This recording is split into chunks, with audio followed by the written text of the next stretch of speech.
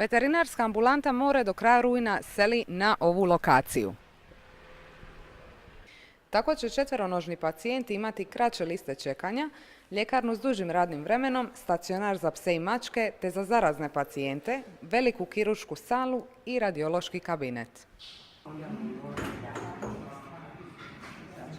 Kako je došlo do ideje za preseljenje?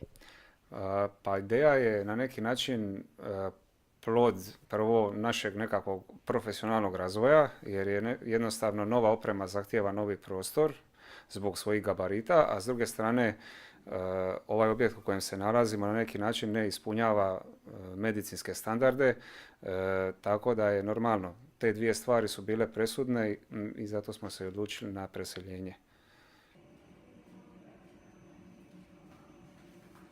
De facto svaki mjesec nešto novo, jer nastojimo u biti što bolji.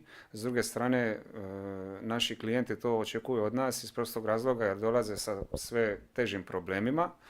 Kolege nam šalju sve teže slučajeve i to je jednostavno bilo, nova oprema je presudna za naš posao jer ne možemo u biti ga obavljati bez nekakve suvremene opreme i upravo zbog toga jednostavno svake godine investiramo u opremu i u edukaciju.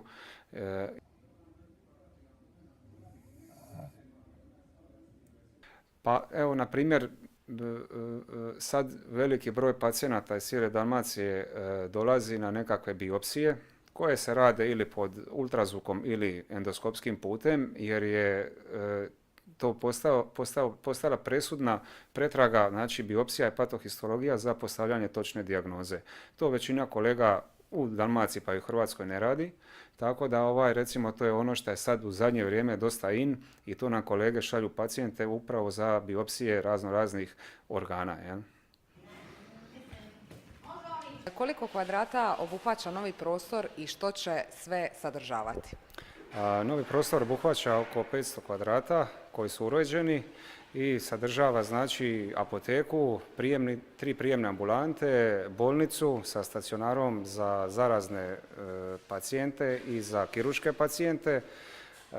Sadržava znači sve ovo drugo potrebno, 2 kirurške sale, radiološki dio s prostorom za CT i za rentgen, takozvani treatment area, to je znači kao srce ambulante koje povezuje sve ostale jedinice. Za kraj, planovi za budućnost. Pa, planovi za budućnost su daljnja investicija u naprednu dijagnostiku tipa CT magnet i razvoj interventnih radioloških metoda.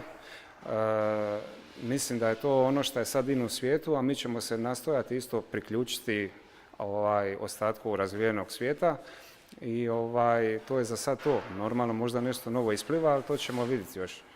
To je u biti naša želja da u Šibeniku pružimo najbolju zdravstvenu skrb za kućne ljubimce u Hrvatskoj i isto tako da pružimo najbolju moguću uslugu njihovim vlasnicima koji ih u biti iskreno vole i onda nastojimo na taj način pomoći.